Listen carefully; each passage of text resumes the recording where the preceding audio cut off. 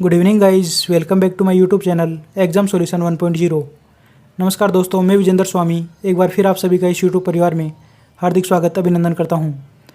दोस्तों आज की वीडियो में DSSB संस्कृत फीमेल जिसका पोस्ट कोड 55/21 है कि मेन लिस्ट में सेलेक्ट हुए कैंडिडेट के नेक्स्ट फर्दर प्रोसेस और दोस्तों वेटिंग लिस्ट में आए कैंडिडेट के प्रोसेस के बारे में कंप्लीट चर्चा की जाएगी।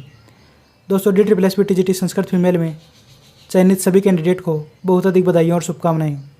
दोस्तों जिन भी कैंडिडेट का संस्कृत फीमेल की मेन लिस्ट में और दोस्तों वेटिंग लिस्ट में सिलेक्शन हुआ है उन सभी कैंडिडेट को बहुत बहुत बधाई और शुभकामनाएं। दोस्तों उन सभी कैंडिडेट ने मेहनत की जिनका परिणाम उनको मिला है।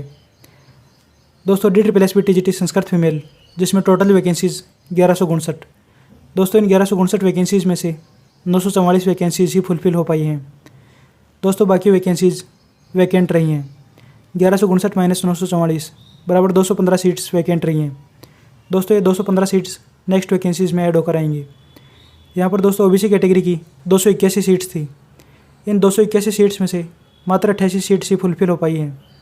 दोस्तों OBC कैटेगरी की 193 सीट्स वैकेंट रही हैं। ये 193 सीट्स नेक्स्ट वैकेंसीज़ में ऐड होकर आएंगी। दोस्तों इन्हें बैकलॉग वैकेंसी के नाम से जाना जाएगा। और दोस्तों ये वैकेंसीज़ जो TGT का 2022 का एडवर्टाइजमेंट जारी होगा उसमें OBC कैटेगरी की अधिक वैकेंसीज आएंगी, क्योंकि दोस्तों 193 वैकेंसी तो आना कन्फर्म है।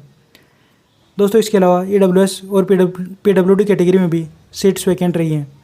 EWS कैटेगरी में दोस्तों 22 सीट्स वैकेंट रही हैं और PWD कैटेगरी में भी सीट्स वैकेंट रही हैं। दोस्तों यहाँ पर मेन लिस्ट में जो भी कैंडिडेट सेलेक्ट हुए हैं उन सबको बधाई और शुभकामनाएं।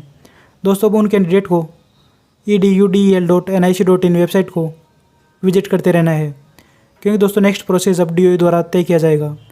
DOE द्वारा दोस्तों इन कैंडिडेट के फिजिकल रूप से डॉक्यूमेंट वेरिफिकेशन का कार्य होगा, जिसके लिए दोस्तों edudel.nic.in वेबसाइट के पब्लिक सर्कुलर सेक्शन को विजिट करते रहना है, क्योंकि दोस्तों edudel.nic.in वेबसाइट के पब्लिक सर्कुलर सेक्शन पर ही कैंडिडेट के मेमोरेंडम जारी कर दिए जाएंगे, जहाँ से दोस्तों इनको फिजिकल डॉक्यूमेंट वेरिफिकेशन की टाइमलाइन का पता लगेगा।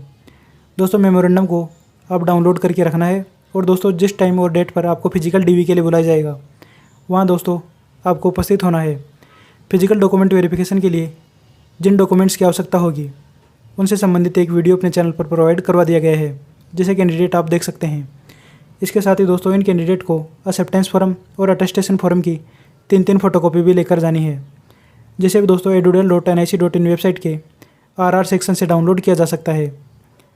इसके अलावा दोस्तों इन कैंडिडेट के मेडिकल की प्रोसेस डॉक्यूमेंट वेरिफिकेशन के साथ ही कंप्लीट होगी।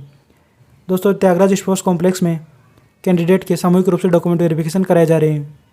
दोस्तों बाकी जो पोस्ट कोड हैं उनके भी डॉक्यूमेंट वेरिफिकेशन का कार्य त्यागराज स्पोर्ट्स कॉम्प्लेक्स में करवाया जाएगा, जिसके लिए दोस्तों दिशा निर्देश यथासंभव टाइमलाइन पर प्रोवाइड करवा दिए जाएंगे। दोस्तों वेटिंग की कट ऑफ में आए कैंडिडेट को भी बहुत अधिक बधाई और शुभकामनाएं। दोस्तों वेटिंग की कट ऑफ भी जारी की जा चुकी है। 1159 टोटल वैकेंसीज़ का अगर 220% के हिसाब से वेटिंग लिस्ट निकाली जाती तो दोस्तों लगभग 230 से 231 सीट्स पर वेटिंग लिस्ट जारी होती। लेकिन दोस्तों कुछ कैटेगरी में सीट्स वैकेंट रहने के कारण इतनी संख्या में वेटिंग लिस्ट नहीं निकाली जा सकी। दोस्तों वेटिंग टोटल 171 सीट्स पर जारी की जा चुकी है, जिसमें जनरल कैटेगरी की 106 सीट्स पर वेटिंग लिस्ट निकाली गई है। EWS कैटेगरी में दोस्तों नॉट अवेलेबल, क्योंकि दोस्तों कैंडिडेट मेन लिस्ट में ही सेलेक्ट हो गए। और दोस्तों इसमें ऑल कैंडिडेट क्वालिफाई जितने EDOJER फिलअप किए थे सभी कैंडिडेट का फाइनल सिलेक्शन हुआ है, इसलिए दोस्तों EWS कैटेगरी की वेटिंग लिस्ट नहीं निकाली गई। OBC D, यहाँ दोस्तों OBC D का मतलब OBC दिल्ली वाले ही वैलिड हैं। अदर स्टेट के कैंडिडेट को जनरल कैटेगरी में काउंट कर लिया जाता है। दोस्तों OBC दिल्ली में भी 1993 से पहले का प्रूफ मांगा जाता है। दोस्तों OBC दिल्ली वाले कैंडिडेट भी नॉट अवेलेबल। OBC दिल्ली वाले जिन भी कैंडिडेट ने EDOJER का क्राइटेरिया फुलफिल किया था और दोस्तों EDOJER फिलअप किया था उन सभी कैंडिडेट का फाइनल सिलेक्शन हुआ है। दोस्तों OBC में सीट्स वैकेंट भी रही हैं। 281 सीट्स में से मात्र 88 सीट्स ही फुलफिल हो पाई हैं और दोस्तों OBC की 193 सीट्स वैकेंट रही हैं। SC कैटेगरी में दोस्तों 71.54 मार्क्स इसकी वेटिंग कट ऑफ रही है। SC कैटेगरी के 42 कैंडिडेट का वेटिंग लिस्ट में सिलेक्शन हुआ है तथा दोस्तों ST कैटेगरी के भी 23 कैंडिडेट का वेटिंग लिस्ट में सिलेक्शन हुआ है। PH कैटेगरी में दोस्तों नॉट अवेलेबल, क्योंकि दोस्तों PH कैटेगरी के ऑनलाइन एप्लीकेशन फॉर्म ही कम संख्या में फिलअप किए गए थे, इसलिए दोस्तों PH कैटेगरी की सीट्स भी वैकेंट रही हैं। दोस्तों 1159 में से मात्र 944 सीट ही फुलफिल हो पाई हैं। इन कैंडिडेट का DVF DOE द्वारा किया जाएगा। दोस्तों DSSP द्वारा रिजल्ट प्रोसेस चेंज कर दिए जाने के कारण जो वेटिंग में टॉप कैंडिडेट थे उनको दोस्तों वेटिंग लिस्ट में रहना पड़ा। दोस्तों जो टॉप लिस्ट में कैंडिडेट थे उनको जो टॉप 30 से 40 वेटिंग है वो दोस्तों निश्चित रूप से आराम से क्लियर होती और दोस्तों वे कैंडिडेट मेन लिस्ट के हकदार थे। लेकिन दोस्तों DSSP ने रिजल्ट प्रोसेस चेंज कर दिया, जिसके कारण दोस्तों जो रिकॉल नोटिस में कैंडिडेट थे उनको भी मेन लिस्ट में शामिल कर लिया गया और दोस्तों इसका मेरिट लिस्ट जारी कर दी गई, जो कि दोस्तों सही नहीं है। लेकिन दोस्तों जब इनका कार्य DOE द्वारा डॉक्यूमेंट वेरिफिकेशन फिजिकल रूप से होगा तब दोस्तों जो 46 कैंडिडेट का सेकेंड रिकॉल नोटिस था उन 46 कैंडिडेट के जब डॉक्यूमेंट वेरिफिकेशन होगा तब दोस्तों उन कैंडिडेट को निश्चित रूप से आउट होना पड़ेगा और दोस्तों उनकी जगह वेटिंग लिस्ट वाले कैंडिडेट को मौका मिलेगा। दोस्तों यहाँ पर जनरल कैटेगरी की वेटिंग कट ऑफ 92.81 मार्क्स रही है और दोस्तों जनरल कैटेगरी में 106 सीट्स पर वेटिंग लिस्ट निकाली गई है।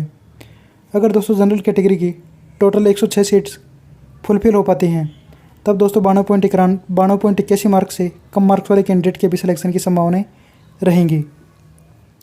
और दोस्तों EWS कैटेगरी में नॉट अवेलेबल। SC कैटेगरी में दोस्तों वेटिंग की कट ऑफ 71.54 मार्क्स रही है। तो दोस्तों अगर 71.54 मार्क्स तक के सारे कैंडिडेट सीट्स फुलफिल कर पाते हैं तो दोस्तों इससे कम मार्क्स वाले कैंडिडेट के सिलेक्शन की भी संभावना रहेंगी। इसी प्रकार दोस्तों ST कैटेगरी में भी 67.40 से कम मार्क्स वाले कैंडिडेट के सिलेक्शन की संभावनाएं भी रहेंगी।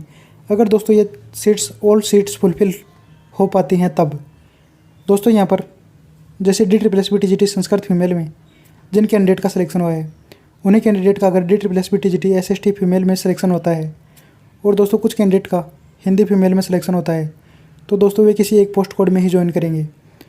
अतः दोस्तों दूसरी पोस्ट कोड की सीट्स वैकेंट रहेंगी, इसलिए दोस्तों वेटिंग वाले कैंडिडेट का सिलेक्शन की प्रबल संभावनाएं रहती हैं।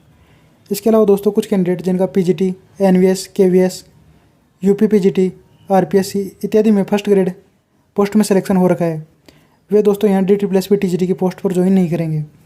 अतः दोस्तों DSSP TGT की वेटिंग भी क्लियर होने की संभावनाएं रहेंगी। दोस्तों यहाँ पर मेरे अकॉर्डिंग अगर जनरल कैटेगरी में 106 सीट्स पर वेटिंग लिस्ट निकाली गई है तो दोस्तों इनमें से आधी सीट्स कन्फर्म रूप से वेटिंग से फुलफिल हो जाएंगी। दोस्तों इसके अलावा भी वेटिंग लिस्ट क्लियर होने की संभावनाएं रहेंगी। इसके अलावा दोस्तों OBC में नॉट अवेलेबल, SC कैटेगरी में भी वेटिंग लिस्ट क्लियर होने की संभावनाएं हैं। दोस्तों लगभग प्रत्येक कैटेगरी में आधी सीट्स पर वेटिंग लिस्ट आराम से क्लियर हो जाएगी।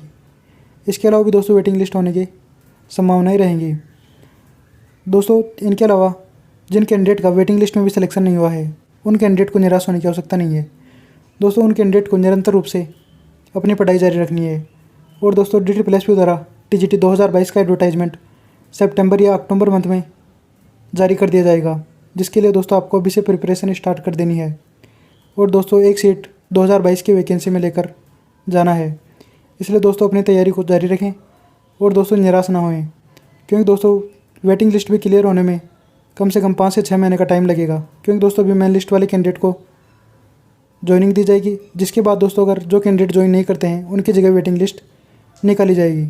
इसलिए दोस्तों वेटिंग लिस्ट क्लियर होने में भी कम से कम 6 मंथ का टाइम लाइन आप मान कर चलें। इसके अलावा दोस्तों वेटिंग लिस्ट में जिन कैंडिडेट का सिलेक्शन नहीं हुआ है उन कैंडिडेट को अपनी तैयारी निरंतर रूप से जारी रखनी है। Thank you guys. वीडियो अच्छी लगी वीडियो को लाइक करें, चैनल को सब्सक्राइब करें, अधिक से अधिक दोस्तों तक इस वीडियो को शेयर करें। Thank you.